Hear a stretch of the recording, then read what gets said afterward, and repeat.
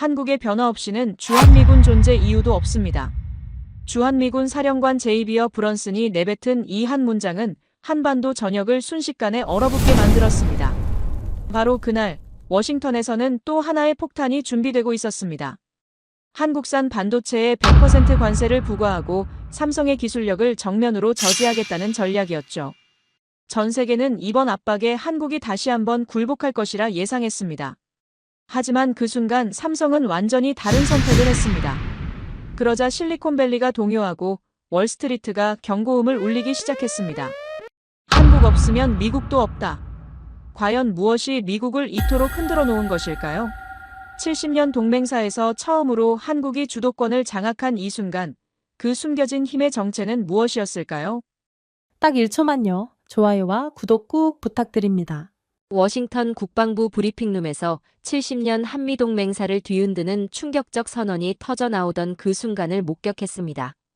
주한미군의 근본적인 변화가 요구됩니다. 이제 숫자만으로는 의미가 없죠. 주한미군 사령관 제이비어 브런슨의 이 발언이 떨어지는 순간 브리핑룸 안 300여 명의 기자들과 분석가들이 일제히 동요했습니다. 25년 넘게 이 분야를 지켜봐온 제게도 완전히 예상 밖의 상황이었습니다. 제 가슴이 두근거리기 시작했습니다. 이는 단순한 정책 발표가 아니었기 때문입니다. 브런슨 사령관은 차가우면서도 결연한 표정으로 이어갔습니다. 방위비 증액이 없다면 현재 주한미군 2만 8천 명 규모는 더 이상 유지되기 어려울 수 있습니다. 우리는 실질적 효과에만 집중할 것입니다. 제 옆자리에 앉은 CNN 수석 기자가 급하게 속삭였습니다. 이거 사실상 감축 예고 아냐? 그렇네요. 1953년 이후 이렇게 직설적인 발언은 처음입니다. 저 역시 작은 목소리로 화답했습니다. 뒷줄에서는 워싱턴 포스트 기자가 다급하게 전화를 걸고 있었고 로이터 통신 기자는 실시간으로 속보를 작성하고 있었습니다. 브리핑룸 전체가 전장과도 같은 분위기였습니다. 그런데 진정한 충격은 이제 막 시작이었습니다. 곧이어 더욱 파괴적인 소식이 전해졌습니다. 도널드 트럼프 대통령이 즉각 후속 타격에 나선 것입니다. 반도체에 100% 관세를 부과할 것입니다. 미국 기업들을 수호해야 하니까요. 안보와 경제. 한국을 떠받치는 두 개의 핵심 기둥을 동시에 겨냥하는 전면적 압박이었습니다. 제가 재빨리 동료에게 물었습니다. 이거 의도적으로 연속해서 터뜨리는 거 맞죠? 당연히 그럴 겁니다. 군사 카드를 먼저 꺼낸 다음 즉시 경제 카드로 압박하는 것. 타이밍이 너무나 완벽하군요. 이는 단순한 개별 정책이 아니라 한국을 향한 체계적인 도전이었습니다. 그 순간 제 온몸에 전율이 흘렀습니다. 이는 우연이 아니라 정밀하게 설계된 한국 길들이기 작전이었기 때문입니다. 하지만 정말 놀라운 것은 따로 있었습니다. 그날 저녁 7시 펜타곤 지하 카페에서 만난 국방부 고위 관계자가 털어놓은 이야기였습니다. 솔직히 말씀드리면 이번 발언은 한국을 굴복시키려는 게 아닙니다. 그럼 무엇인가요? 견제하려는 겁니다. 한국이 너무 강해졌다는 위기감이 백악관 전체를 덮고 있어요. 저는 순간 말문이 막혔습니다. 그 관계자가 목소리를 한층 낮추며 계속했습니다. 외환위기 시절을 기억하시나요? 그때 한국은 우리 말을 거부할 수가 없었습니다. 모든 정책을 우리 눈치를 보며 결정했었죠. 지금은 상황이 다른가요?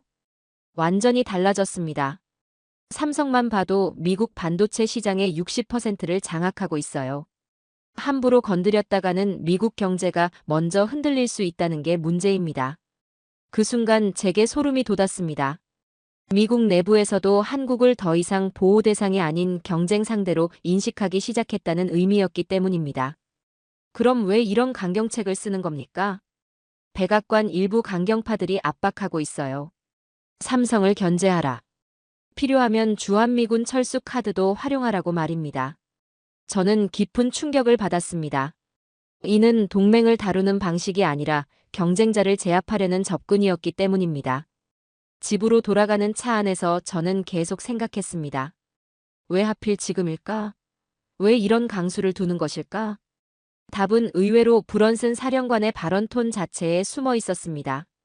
과거 미군 지휘관들의 발언을 되짚어보면 너희들이 우리 보호를 받고 있으니 감사해야 하라는 식의 오만한 어조였습니다.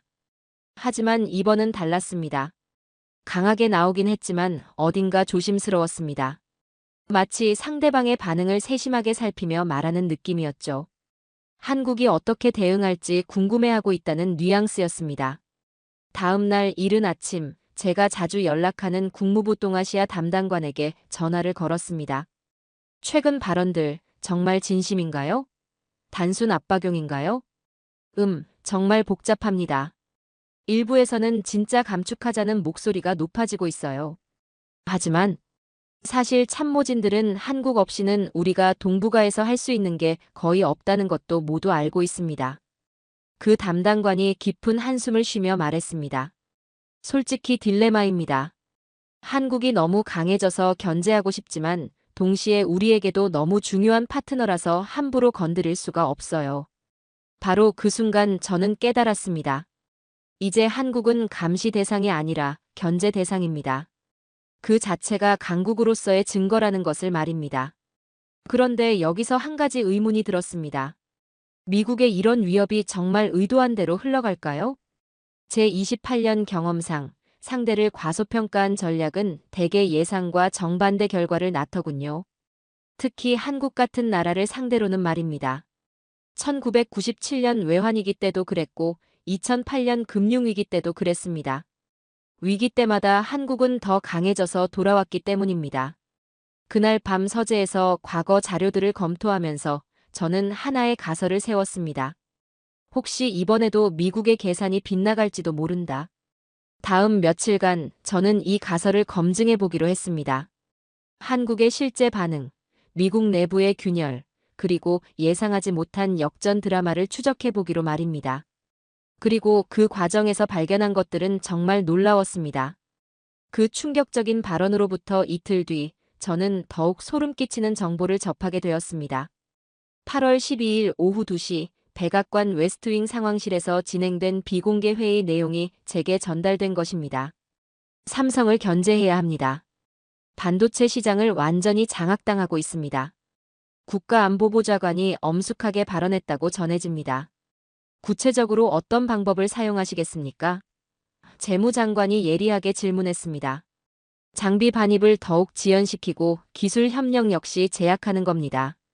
필요하다면 주한미군 철수 카드까지 검토할 수 있습니다. 저는 이 대화 내용을 전달받았을 때 진정한 충격을 받았습니다. 이는 동맹을 대하는 방식이 아니라 경쟁자를 억압하려는 전략이었기 때문입니다. 하지만 더욱 놀라운 것은 그 이후였습니다. 회의실 안에서 국방장관이 강력하게 이의를 제기했다고 합니다. 잠시만요. 삼성 없이는 우리 반도체 공급망이 완전히 마비되지 않습니까? 이는 우리 자신에게도 자해와 다름없습니다. 그래서 더욱 위험한 것입니다. 우리가 삼성에 과도하게 의존하고 있다는 의미이니까요. 강경파 인사가 격양된 목소리로 맞받았습니다. 의존이 아니라 상호협력입니다. 삼성이 우리를 필요로 하는 만큼 우리 역시 삼성을 필요로 합니다. 그런 안이한 사고가 문제입니다. 회의실이 순식간에 경론의 장으로 변모했다고 전해집니다. 저는 이 정보를 확인하기 위해 즉시 워싱턴 전역을 조사하기로 결심했습니다. 삼성이 미국 경제에 미치는 실제 영향력을 정확히 파악해 보고자 한 것입니다. 조사 결과는 실로 놀라웠습니다. 현재 삼성은 미국 내 메모리 반도체 시장의 45%를 차지하고 있었습니다. 애플 아이폰의 핵심 부품 70%가 삼성제였고 테슬라 전기차 배터리 역시 삼성 SDI가 공급하고 있었습니다. 더욱 충격적인 것은 제조업 현장의 실상이었습니다. 텍사스 오스틴에 위치한 삼성 파운드리 공장은 미국 반도체 생산의 핵심 거점이었습니다. 이 공장 하나가 가동을 중단하면 미국 내 47개 주요 기업의 생산 라인이 동시에 타격을 받는 거미줄 구조였습니다. 이것이 바로 삼성의 진짜 위력이구나. 저는 혼잣말을 중얼거렸습니다. 캘리포니아 실리콘밸리 출장에서 만난 한 반도체 기업 CEO는 더욱 솔직하게 속내를 드러냈습니다. 삼성을 견제하겠다고요? 말도 안 됩니다. 그럼 우리 회사는 내일부터 어떻게 하라는 겁니까? 정부에서 다른 대안을 제시하지 않나요? 제가 물었습니다. 대안이 있었다면 진작에 추진했겠지요. 삼성만큼 기술력이 뛰어나고 안정적인 공급업체가 전 세계에 몇 군데나 존재한다고 생각하십니까? 그럼 정말 대체 불가능하다는 말씀이군요. 현 시점에서는 그렇습니다. 최소 5년은 더 소요될 것입니다. 이 대화에서 저는 핵심을 깨달았습니다. 삼성은 이제 미국의 골칫거리가 아니라 미국의 심장부였던 것입니다. 심장을 건드리면 몸 전체가 마비되는 것처럼 삼성을 함부로 건드리면 미국 경제 전체가 흔들릴 수밖에 없었습니다. 며칠 뒤 더욱 구체적인 증거가 드러났습니다. 미국 상무부가 삼성 장비 반입을 의도적으로 지연시키고 있다는 폭탄 보도가 터진 것입니다. 반도체 장비 통관 승인이 평소보다 3배 더 지연되고 있습니다. 삼성 워싱턴 사무소 관계자가 기자들에게 침착하게 설명했습니다. 이것이 우연일까요? 아니면 의도적인 견제일까요? 기자가 예리하게 추궁했습니다. 저희 역시 정확한 이유를 파악하려고 노력하고 있지만 분명한 것은 정상적인 절차가 아니라는 점입니다. 하지만 삼성의 대응은 모든 예상을 뒤엎었습니다. 당황하거나 굴복하는 대신 오히려 더욱 공격적인 투자 계획을 전격 발표한 것입니다. 향후 5년간 미국 내 추가 투자를 200억 달러까지 확대하겠습니다. 삼성의 이 선언은 완전한 역공이었습니다. 견제하려고 하나? 그럼 우리는 더욱 깊숙이 진입하겠다는 강력한 신호였습니다. 저는 이 소식을 들었을 때 온몸에 전율이 흘렀습니다. 2017년 사드 갈등을 되돌아보십시오. 중국이 한국 기업들을 경제적으로 압박했지만 결국 한국은 더욱 다양한 시장을 개척하며 오히려 경제 구조를 다변화시켰습니다. 이번에도 유사한 패턴이 나타나고 있었습니다. 과거 한국 기업들이었다면 미국의 압박에 위축되어 후퇴했을 텐데 이번에는 정반대로 전면전을 선택한 것입니다. 그날 저녁 워싱턴 K스트리트의 한 고급 레스토랑에서 만난 전직 백악관 경제보좌관이 흥미로운 내막을 털어놓았습니다. 솔직히 말씀드리면 지금 백악관 내부가 완전히 혼란스럽습니다. 어떤 면에서 그렇습니까? 삼성을 견제하자던 사람들이 이제 거꾸로 우려하기 시작했습니다. 진짜 삼성이 미국에서 철수하면 우리가 어떻게 할 것인가 하고 말입니다. 그럼 초기 계산이 완전히 잘못되었다는 뜻이군요. 정확합니다. 삼성을 압박하면 굴복할 것으로 예상했는데 오히려 더욱 공격적으로 나오니까 모든 것이 꼬인 상황입니다. 백악관 반응은 어떻습니까? 일부에서는 전략 수정을 검토하고 있습니다. 너무 성급했다는 목소리도 제기되고 있고요. 저는 그 순간 확신했습니다.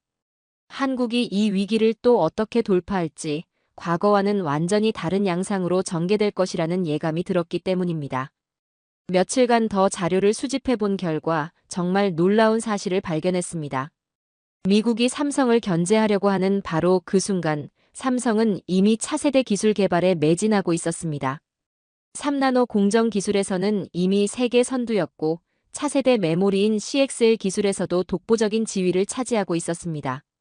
견제하려고 하는데 상대는 더욱 앞서 나가고 있구나. 저는 이 아이러니한 상황에 미소가 지어졌습니다. 그리고 한 가지 더 중요한 사실을 깨달았습니다. 이번 갈등은 단순한 통상 분쟁이 아니라 글로벌 기술 패권을 놓고 벌이는 본격적인 경쟁의 신호탄이라는 것을 말입니다.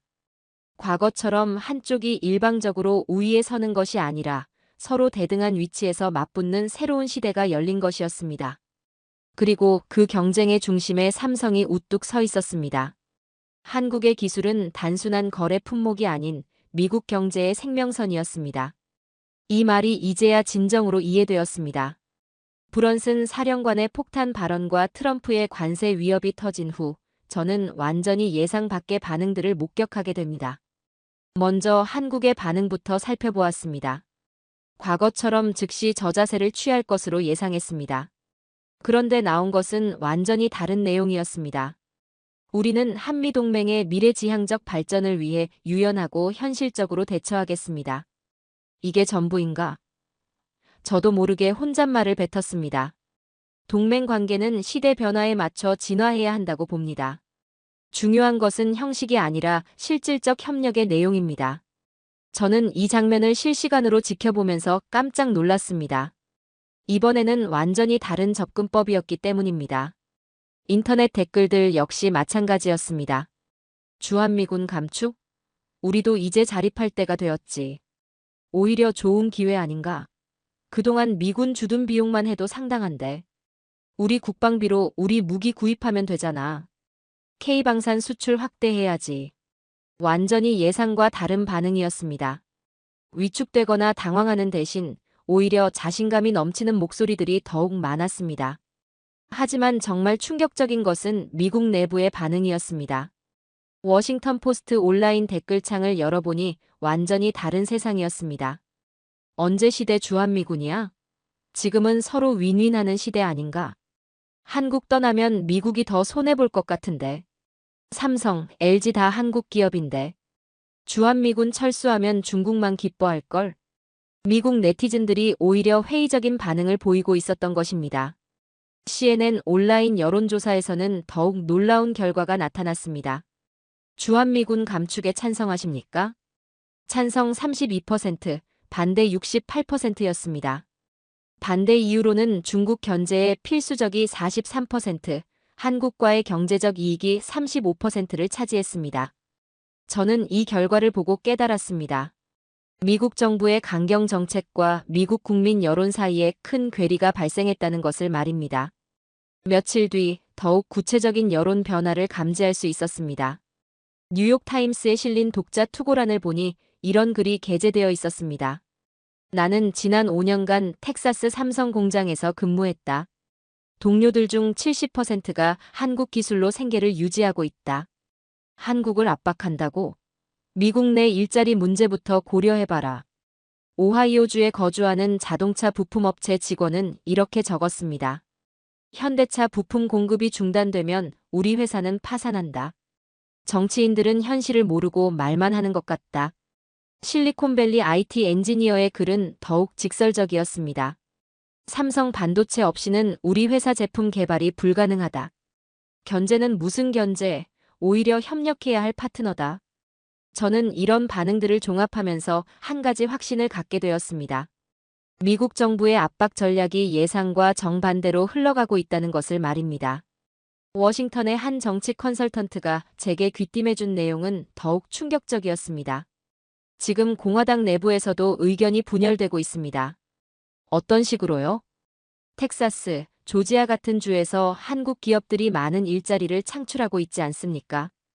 그 지역 의원들이 반발하기 시작한 것입니다. 구체적으로 어떤 반발입니까? 주한미군 감축은 몰라도 경제 제재는 우리에게 더 해롭다는 목소리가 커지고 있습니다. 실제로 조지아주 공화당 상원 의원이 발표한 성명서를 보니 이런 내용이 있었습니다. 조지아주에 입주한 한국 기업들은 우리 지역에 3만 개 이상의 일자리를 창출했다. 이들과의 협력 관계를 손상시키는 것은 조지아 주민들에게 직접적인 피해를 준다. 텍사스주 하원 의원도 유사한 입장을 표명했습니다. 텍사스는 한국 기업들의 투자로 첨단 제조업 허브가 되었다. 이 성과를 정치적 이유로 포기할 수는 없다. 저는 이런 움직임들을 지켜보면서 놀라운 역전 현상을 발견했습니다. 한국을 압박하려던 전략이 오히려 미국 내부의 균열을 초래하고 있었던 것입니다. 한편으로는 한국이 예상보다 훨씬 냉정하게 대응하고 있었고, 다른 한편으로는 미국 내부에서 이것이 정말 우리에게 도움이 되는가라는 의구심이 확산되고 있었습니다. 그 무렵 흥미로운 소식이 전해졌습니다. 미국의 한 여론조사 기관이 실시한 설문에서 한국에 대한 호감도가 오히려 상승했다는 결과가 나온 것입니다. 한국을 어떻게 생각하십니까? 긍정적 61%, 부정적 23%, 보통 16%였습니다. 특히 긍정적 응답 이유로는 경제적 파트너십이 38%, 문화적 친밀감이 29%를 차지했습니다. 이 결과를 본 워싱턴의 한 정책연구소 연구원이 제게 말했습니다. 정부 정책과 국민 정서가 이렇게 엇갈리는 경우는 드뭅니다. 왜 이런 현상이 발생했을까요? 한국이 이제 단순한 보호 대상이 아니라 실질적인 파트너라는 것을 미국인들이 체감하고 있기 때문입니다. 그 연구원의 설명은 이어졌습니다. 과거에는 한국이 미국의 도움을 받는 입장이었지 않습니까? 그런데 지금은 한국 기업들이 미국 경제에 실질적으로 기여하고 있습니다. 미국인들이 이를 피부로 느끼고 있는 것입니다. 저는 그 순간 깨달았습니다. 이번 위기가 단순한 외교적 갈등이 아니라 한미 관계의 본질적 변화를 보여주는 전환점이라는 것을 말입니다. 과거 같았으면 미국이 압박하면 한국이 굴복하는 구조였습니다. 하지만 이제는 완전히 다른 게임이 되어버렸습니다. 한국은 당황하지 않고 현실적으로 대응하고 있었고, 미국 내부에서는 오히려 이 전략이 옳은가라는 의문이 커지고 있었습니다. 전략이 외부를 압박하기보다 내부를 흔드는 역설적 상황이 펼쳐지고 있었던 것입니다. 그리고 이 모든 변화의 중심에는 한국의 달라진 위상이 있었습니다. 더 이상 보호받는 나라가 아니라 함께 협력하는 대등한 파트너로 인정받기 시작한 것입니다. 미국의 압박이 거세지던 그 무렵, 저는 워싱턴 K 스트리트에 위치한 삼성 미국 사무소 주변에서 이상한 분위기를 감지하기 시작했습니다. 평소 같으면 조용했을 건물 앞에 검은색 세단들이 계속 드나들고 있었고, 늦은 밤까지 사무실 불이 켜져 있었기 때문입니다. 뭔가 큰 움직임이 있는 것 같은데. 저는 호기심이 생겨서 제가 알고 있는 삼성 워싱턴 사무소 관계자에게 연락을 취했습니다. 며칠 후 듀폰서클 근처 조용한 카페에서 만난 그 관계자는 상당히 긴장한 모습이었습니다. 요즘 본사에서 계속 긴급 지시가 하달되고 있습니다. 어떤 지시들입니까? 미국 내 모든 투자 계획을 재검토하라는 것입니다. 그런데 축소가 아니라 확대 방향으로 말입니다. 저는 깜짝 놀랐습니다. 압박을 받으면 보통 투자를 줄이거나 신중하게 접근하는 것이 일반적인데, 삼성은 정반대로 가고 있었기 때문입니다. 구체적으로 어떤 확대 계획입니까? 텍사스 공장 투자를 기존 계획보다 50% 늘리라고 했습니다. 그 관계자가 목소리를 낮추며 계속 설명했습니다. 솔직히 저희도 이해가 안 됩니다. 지금 상황에서 왜 이렇게 공격적으로 나가는지 말입니다.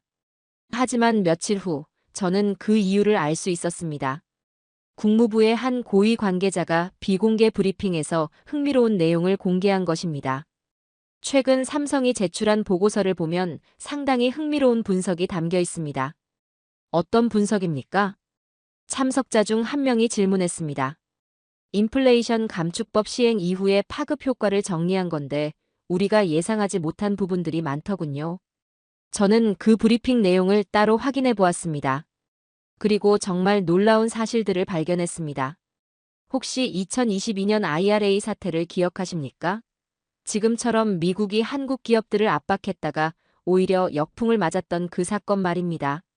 IRA가 발효된 직후를 되돌아보면 현대차와 기아, LG에너지솔루션 등이 미국 전기차 보조금 대상에서 갑자기 제외되었습니다. 그때 언론에서는 한국 기업들이 큰 타격을 받을 것이라고 예측했습니다. 실제로 처음에는 그랬습니다.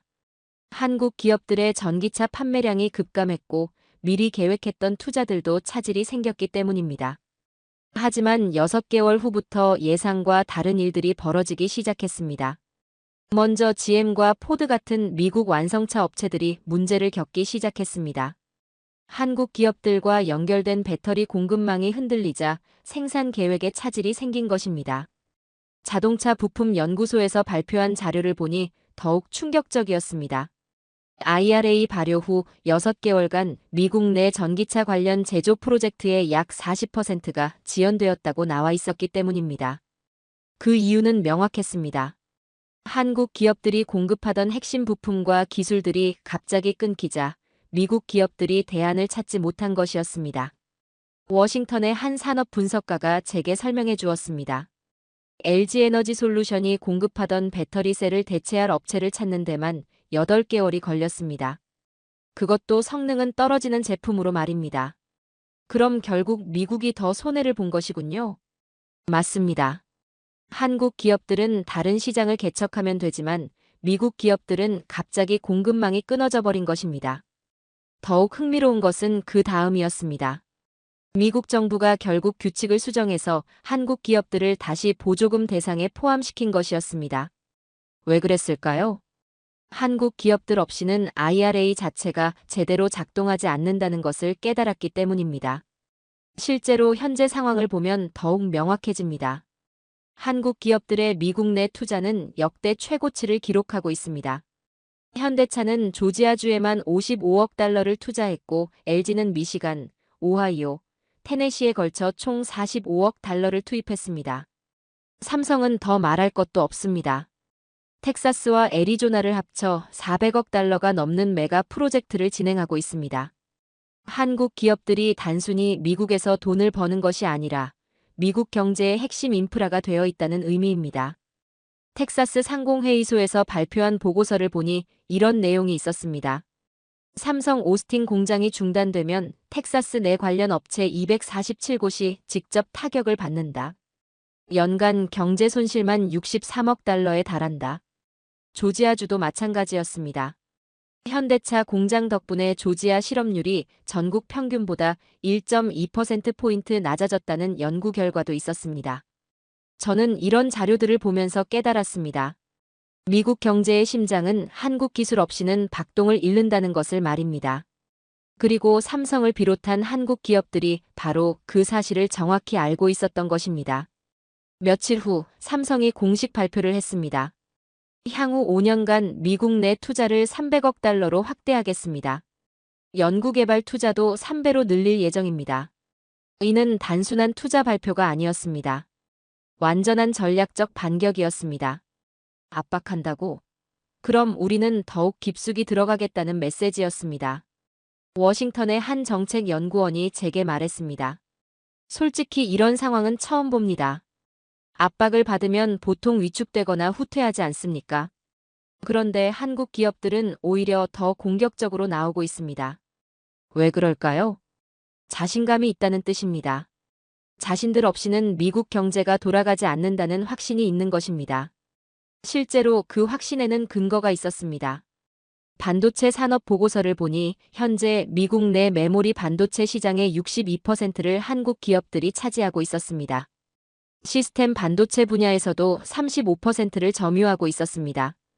전기차 배터리는 더욱 압도적이었습니다. 미국 내 전기차에 들어가는 배터리의 78%가 한국제였습니다. 이제 이해가 됩니다. 저는 혼잣말을 중얼거렸습니다. 한국 기업들이 이제 미국의 시혜를 받는 입장이 아니라 미국 경제의 핵심 동력이 된 상황이었기 때문입니다. 지금은 동맹이 아니라 상호 의존의 시대였습니다. 한쪽이 일방적으로 우위에 서는 것이 아니라 서로가 서로를 필요로 하는 구조가 만들어진 것입니다. 그리고 그 구조의 중심에는 한국의 기술력이 있었습니다.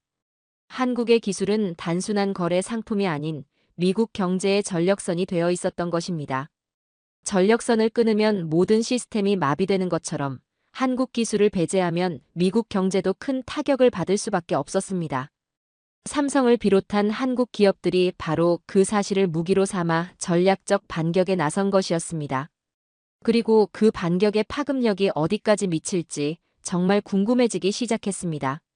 삼성의 전략적 반격이 본격화되던 그 무렵, 저는 예상치 못한 곳에서 흥미로운 정보를 얻게 되었습니다. 워싱턴 근교 알렉산드리아에 있는 한 제향군인회관에서 열린 소규모 모임이었습니다. 과거 주한미군으로 복무했던 은퇴 장교들이 모여 현재 상황에 대해 논의하는 자리였습니다. 저는 그 자리에서 정말 놀라운 증언들을 들을 수 있었습니다. 먼저 발언을 시작한 이는 1980년대 후반 용산기지에서 복무했던 전 대령이었습니다. 솔직히 말씀드리자면 한국 주둔은 우리에게 정말 훌륭한 조건이었습니다. 그가 담담하게 회고했습니다. 기지 시설은 미국 본토보다 훨씬 우수했고 생활비는 절반 수준이었습니다. 다른 참석자가 동조했습니다. 정확합니다. 저 역시 2000년대 초반 오산 기지에 있었는데 골프장, 수영장, 영화관까지 완벽했습니다. 미국에서는 꿈도 꿀 수 없는 시설들이었죠. 저는 이 대화를 들으면서 전율을 느꼈습니다. 지금까지 우리가 알고 있던 것과는 완전히 다른 이야기였기 때문입니다. 1990년대 중반 평택기지에서 근무했던 전 중령이 더욱 구체적으로 설명해 주었습니다. 당시 제가 받았던 위험수당과 해외 근무수당을 합치면 본토 근무보다 월급이 40% 이상 많았습니다. 생활비는 어땠습니까? 제가 질문했습니다. 기지 내 숙소는 무료였고 식사도 거의 공짜나 다름없었습니다. 한국 정부가 기지 운영비를 상당 부분 지원했기 때문입니다. 그 순간 저는 깨달았습니다. 우리가 그동안 미군 주둔 비용이라고 생각했던 것이 사실은 미군들에게는 특혜였다는 것을 말입니다. 더욱 충격적인 증언이 이어졌습니다. 2000년대 후반 동두천 기지에서 복무했던 전소령이 말했습니다. 기지 현대화 작업이 있을 때마다 한국 정부가 비용을 대부분 부담했습니다. 우리는 그냥 새 시설을 사용하기만 하면 되었습니다. 구체적으로 어떤 시설들이었습니까? 통신시설, 막사, 훈련장, 심지어 오락시설까지요. 미국 본토 기지들보다 훨씬 뛰어난 시설들이었습니다. 저는 이 이야기들을 들으면서 하나의 패턴을 발견했습니다. 한국 주둔이 미군들에게는 고급 해외 근무였다는 점이었습니다. 높은 수당, 우수한 시설, 낮은 생활비까지 모든 조건이 완벽했던 것입니다.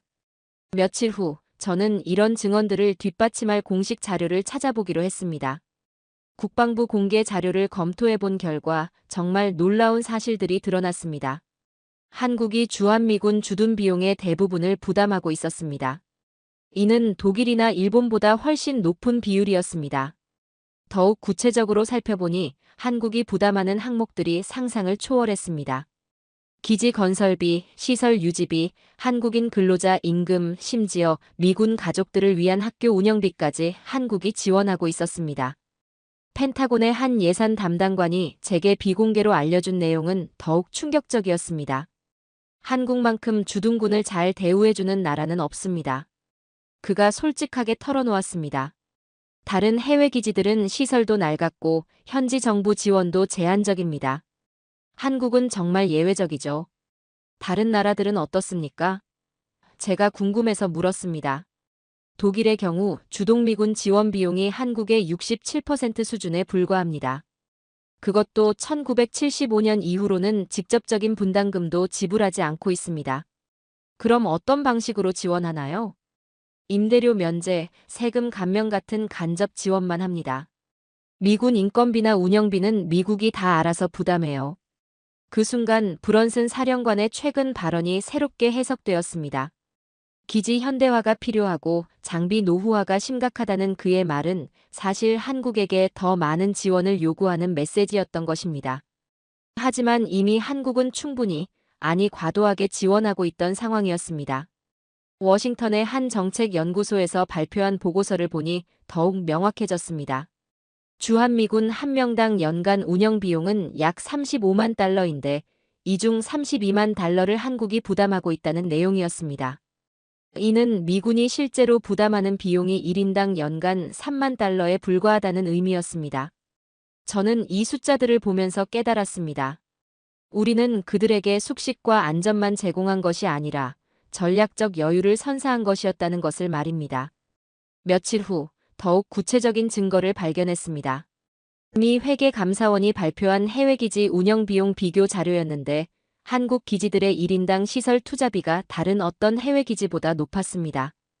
독일 기지의 3배, 일본 기지의 2.5배 수준이었습니다. 이는 한국이 미군을 위해 얼마나 많은 투자를 했는지를 보여주는 객관적 지표였습니다. 또 다른 흥미로운 발견도 있었습니다. 주한미군 가족들의 생활 만족도 조사에서 한국 근무를 매우 만족이라고 답한 비율이 85%에 달했다는 결과였습니다. 이는 미군 해외기지 중 최고 수치였습니다. 독일이 67%, 일본이 71%였던 것과 비교하면 압도적이었습니다. 그 이유를 분석해보니 명확했습니다. 우수한 기지시설, 안전한 치안, 편리한 생활 인프라, 그리고 한국인들의 친절함까지 모든 조건이 완벽했던 것입니다. 저는 이런 사실들을 종합하면서 하나의 결론에 도달했습니다. 주한미군은 미국이 한국을 보호해주는 시혜적 관계가 아니라 한국이 미국에게 최고급 해외 근무 환경을 제공하는 호혜적 관계였다는 것이었습니다. 그런데 지금 미국이 이런 특혜를 당연하게 여기면서 더 많은 것을 요구하고 있었던 것입니다. 제한군인회관에서 만났던 전 대령의 말이 다시 떠올랐습니다. 한국 근무는 정말 꿈 같았습니다. 돌아가고 싶지 않을 정도로 좋은 조건이었습니다. 바로 그 꿈 같은 조건을 만들어준 것이 한국이었던 것입니다. 하지만 이제 상황이 바뀌고 있었습니다. 한국이 더 이상 일방적으로 베풀기만 하는 입장이 아니라는 것을 보여주기 시작한 것입니다. 그리고 그 변화의 중심에는 한국의 달라진 국력과 자신감이 있었습니다. 과거처럼 미군의 보호가 절실했던 시대는 지났습니다. 이제는 서로가 서로를 필요로 하는 대등한 관계로 발전해야 할 때였습니다. 그런 의미에서 브런슨 사령관의 발언은 오히려 기회가 될 수 있었습니다. 불균형한 관계를 바로잡을 수 있는 계기가 될 수 있었기 때문입니다. 브런슨 사령관의 발언이 나온 지 일주일 후, 저는 워싱턴의 또 다른 반응을 목격하게 되었습니다. 국방대학교에서 열린 비공개 세미나였습니다. 주제는 미래 동맹 전략의 재설계였습니다. 그 자리에서 나온 일부 전략가들의 주장은 실로 놀라웠습니다. 헤리티지 재단의 한 연구원이 신중하게 발표를 시작했습니다. 최근 동북아 전략 환경 변화를 고려할 때 기존 고정형 기지 중심에서 분산형 유연 동맹으로의 전환이 필요할 수 있습니다. 청중들이 관심을 보이기 시작했습니다. 구체적으로 어떤 방향을 말씀하시는 겁니까? 한 참석자가 질문했습니다. 중국의 장거리 타격 능력이 향상되면서 괌 오키나와 필리핀을 연결하는 삼각편대 전략이 더욱 중요해지고 있습니다.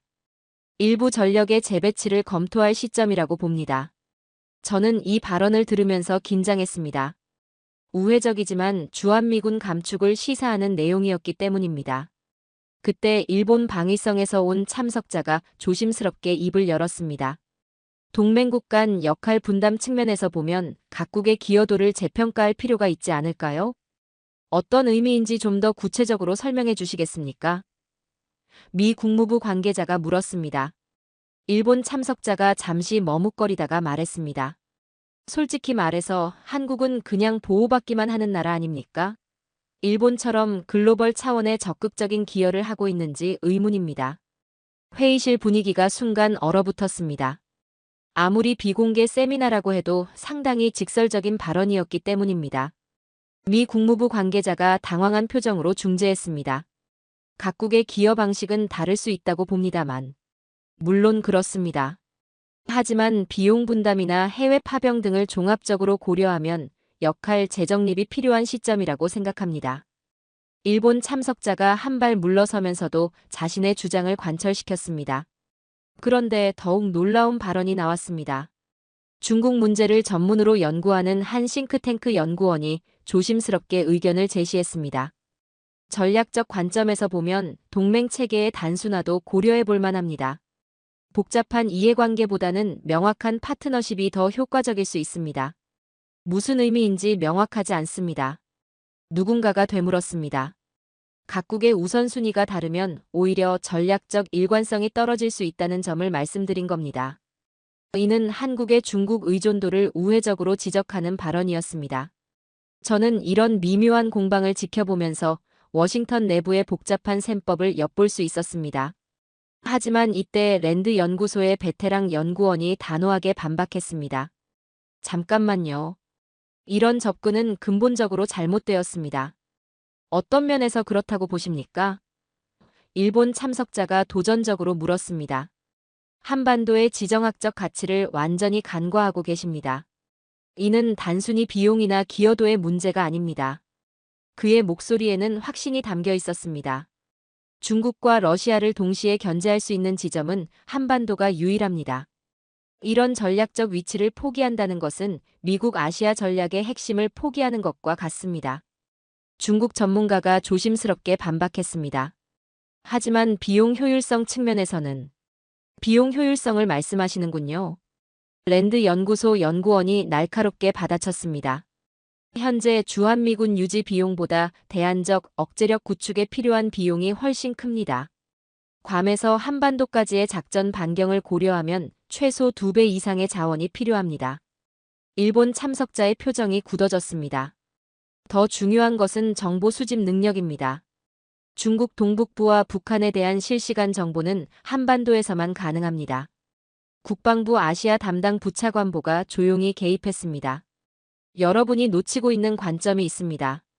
모든 시선이 그에게 집중되었습니다. 우리가 지금 논의하고 있는 것 자체가 사실 중국이 바라는 방향입니다. 한미동맹의 균열을 만들어내는 것 말입니다. 회의실이 조용해졌습니다. 부차관보가 계속 설명했습니다. 중국의 궁극적 목표는 미국의 아시아 동맹 체계를 약화시키는 것입니다. 우리가 내부 갈등을 벌이는 동안 그들은 세력 확장을 가속화하고 있습니다. 일본 참석자가 불편한 표정으로 말했습니다. 그렇다면 현상 유지만이 답이라는 건가요? 현상 유지가 아니라 발전적 관계 구축입니다. 한국과 일본이 경쟁하는 것이 아니라 상호 보완하는 방향으로 가야 합니다. 중국 전문가도 마지못해 동의했습니다. 그 부분은 일리가 있겠네요. 부차관보가 마무리했습니다. 한국 없는 아시아 안보는 엔진 빠진 항공모함과 같습니다. 겉보기에는 위풍당당해 보이지만 실제로는 제대로 작동하지 않습니다. 이 말이 세미나의 분위기를 완전히 바꿔놓았습니다. 세미나가 끝난 후 저는 복도에서 일본 참석자와 마주쳤습니다. 아까 발언은 개인적 견해였습니다. 그가 어색하게 변명했습니다. 사실 우리도 한국의 중요성은 잘 알고 있습니다. 다만 역할 분담에 대한 고민이 있었을 뿐입니다. 저는 그제서야 이해했습니다. 날선 발언들도 사실은 변화하는 안보 환경에 대한 불안감의 표출이었다는 것을 말입니다. 며칠 후 이런 내부 논쟁을 의식한 듯 브런슨 사령관의 후속 발언이 나왔습니다. 한국은 우리의 가장 신뢰할 만한 아시아 파트너입니다. 앞으로도 함께 새로운 형태의 동맹을 발전시켜 나가고 싶습니다. 이는 처음 발언과는 완전히 다른 톤이었습니다. 위협이 아니라 파트너십을 강조하는 내용이었기 때문입니다. 저는 이런 변화를 지켜보면서 하나의 결론에 도달했습니다. 미국 내부의 치열한 논쟁을 통해 오히려 한국의 진짜 가치가 재확인되고 있다는 것을 말입니다.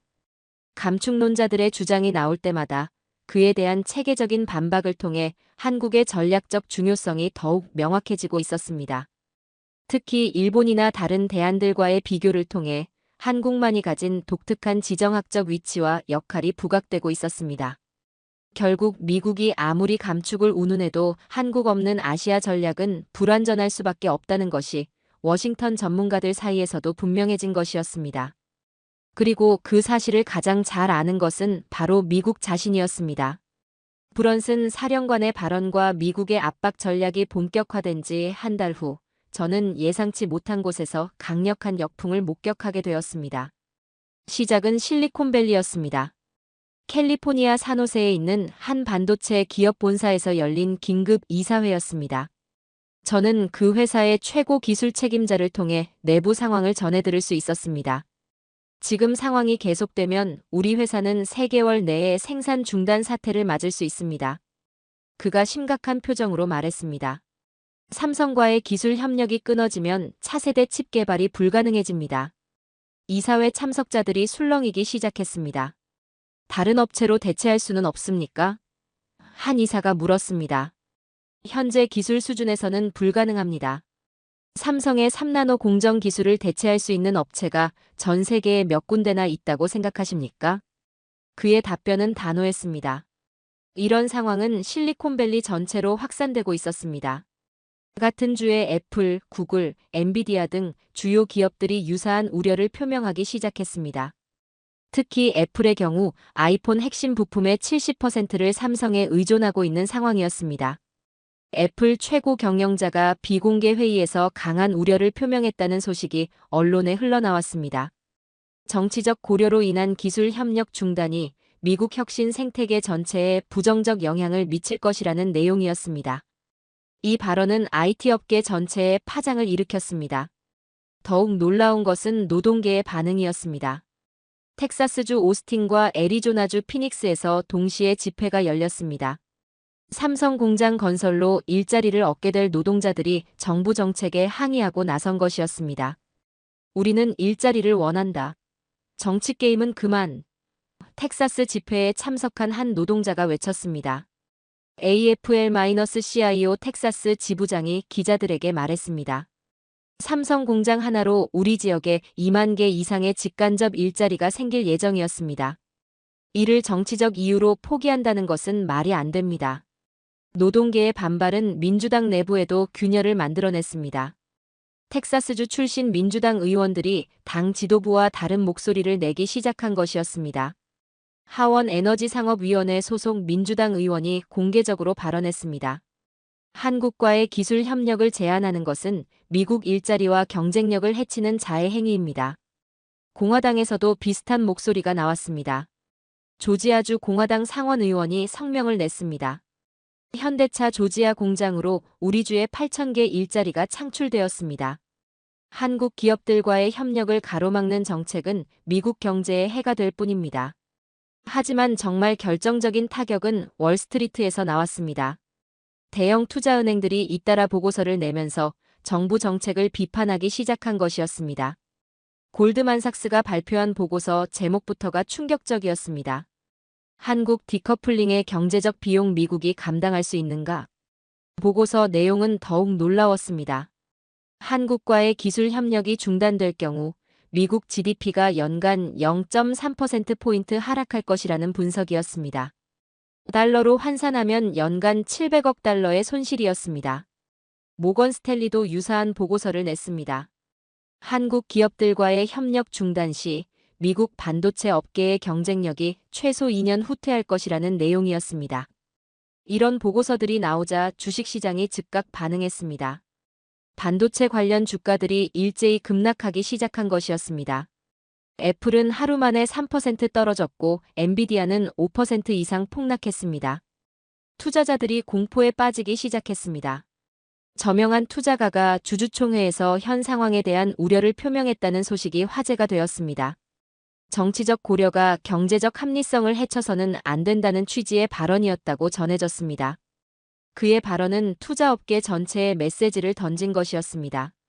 며칠 후 더욱 강력한 반발이 나타났습니다. 미국 상공회의소가 공식 성명을 발표한 것입니다.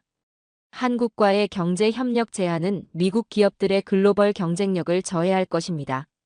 정부의 정책 재검토를 강력히 요구합니다. 전미제조업협회도 유사한 입장을 밝혔습니다. 제조업 경쟁력 강화를 위해서는 한국과의 기술 협력이 필수적입니다. 이런 압박이 계속되자 백악관 내부에서도 균열이 나타나기 시작했습니다. 경제팀과 안보팀 사이에 의견 충돌이 벌어진 것이었습니다. 재무장관이 비공개 회의에서 한 말이 언론에 흘러나왔습니다. 경제적 관점에서 보면 한국과의 갈등은 우리에게 더 큰 손해입니다. 반면 국가안보보좌관은 여전히 강경 입장을 유지했습니다. 안보가 경제보다 우선입니다.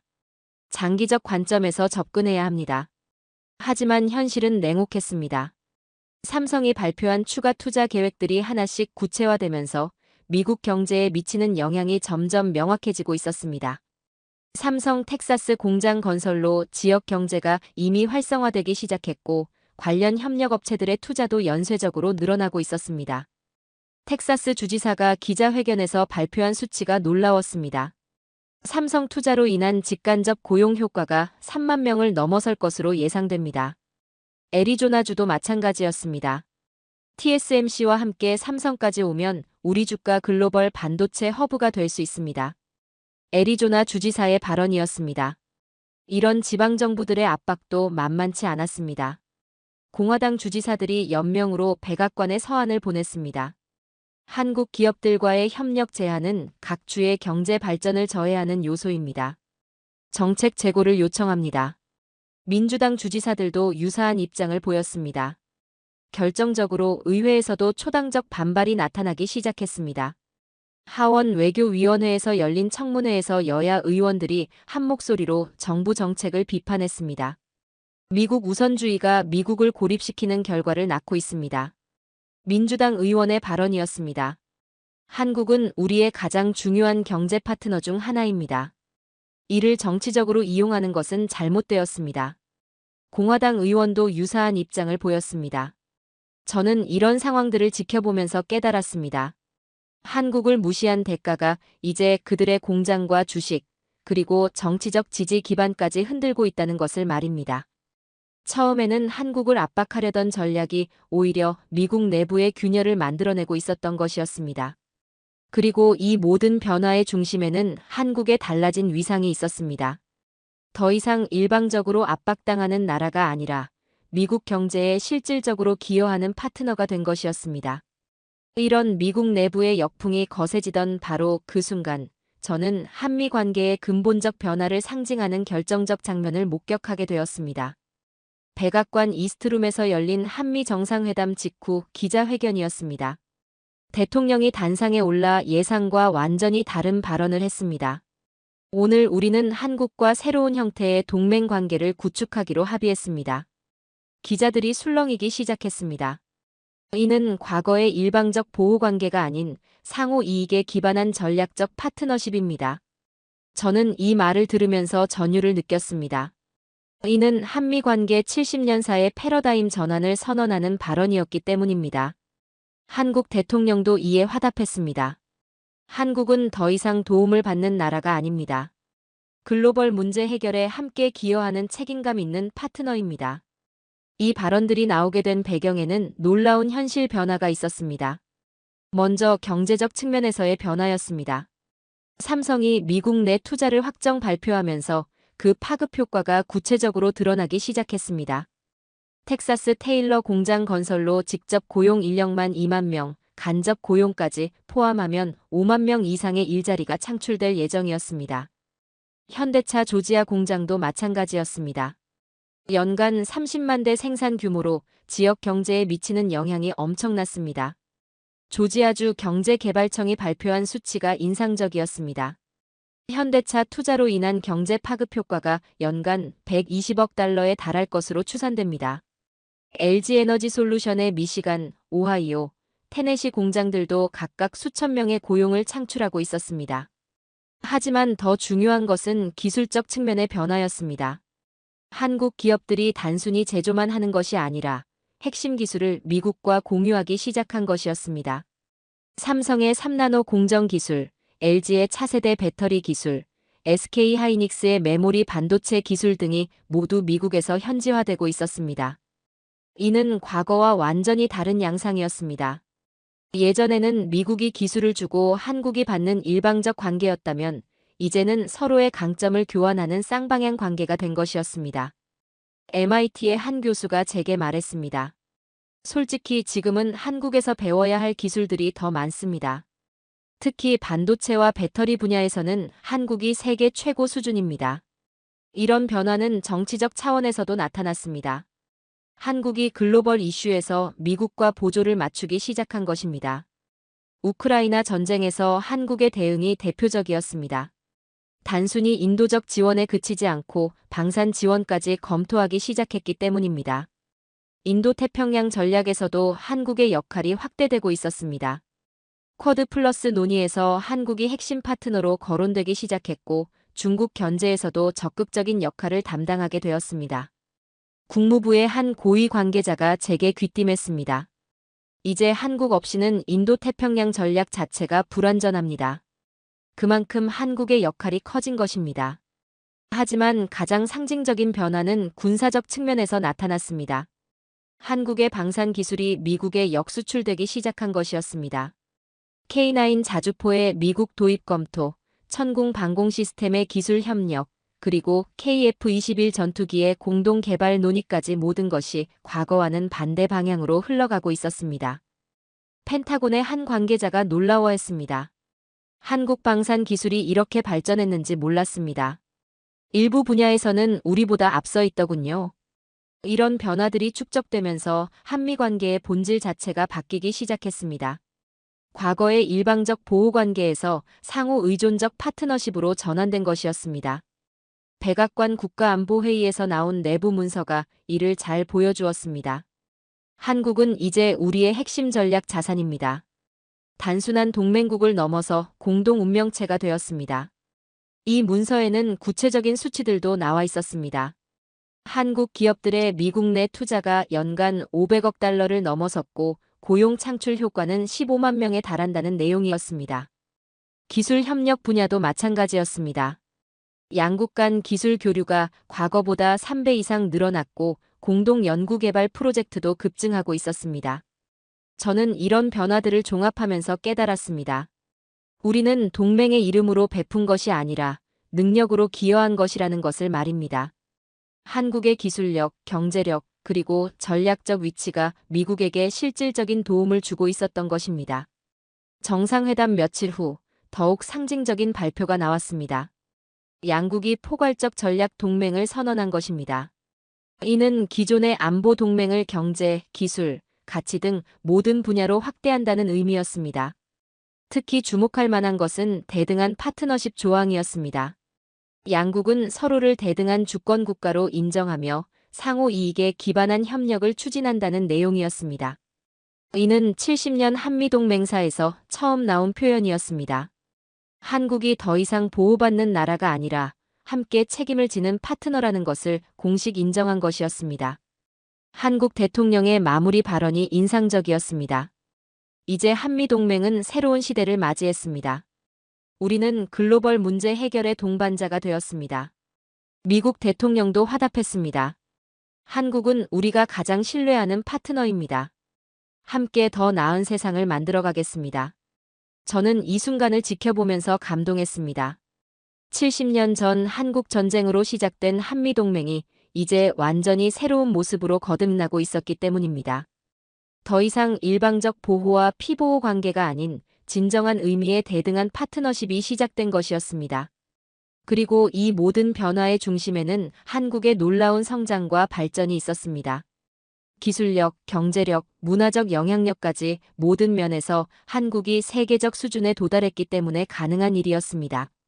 브런슨 사령관의 처음 발언에서 시작된 이 일련의 과정을 되돌아보면 결국 한국의 진짜 실력과 가치를 재확인하는 계기가 되었다는 생각이 듭니다. 위기는 기회가 되었고 압박은 오히려 한국의 위상을 더욱 높이는 결과를 가져왔습니다. 이제 한국은 명실상부하게 글로벌 강국으로 그리고 미국의 가장 중요한 전략적 파트너로 인정받게 된 것이었습니다. 브런슨 사령관의 한마디 발언에서 시작된 이 이야기는 결국 한국의 진짜 실력과 위상을 전 세계에 각인시키는 계기가 되었습니다. 미국이 압박하려 했던 그 순간 오히려 한국 없이는 자신들도 어렵다는 냉혹한 현실을 깨닫게 된 것입니다. 삼성의 반도체, 현대차의 전기차, LG의 배터리. 이 모든 것들이 이제는 미국 경제의 핵심 동력이 되어 있었습니다. 70년 전 폐허에서 시작해 세계 10위 경제 대국이 된 대한민국. 이제 우리는 도움을 받는 나라가 아니라 세계와 함께 문제를 해결하는 책임감 있는 파트너가 되었습니다. 한때 보호받던 나라에서 이제는 함께 세상을 이끌어가는 동반자로 우뚝 선 대한민국의 놀라운 성장 스토리와 한미동맹의 새로운 전환점을 보여준 오늘의 사연을 함께 해주셔서 감사합니다. 지금까지 우인스의 수진이었습니다. 오늘도 끝까지 함께 해주셔서 정말 감사합니다. 당신만의 해외 감동 이야기가 늘 당신 곁에서 따뜻한 순간으로 남길 바랍니다. 다음에도 따뜻한 이야기로 다시 찾아올게요. 수진이랑 우인스 다음에도 함께해요. 오늘도 행복한 하루 되세요. 사랑합니다. 우인수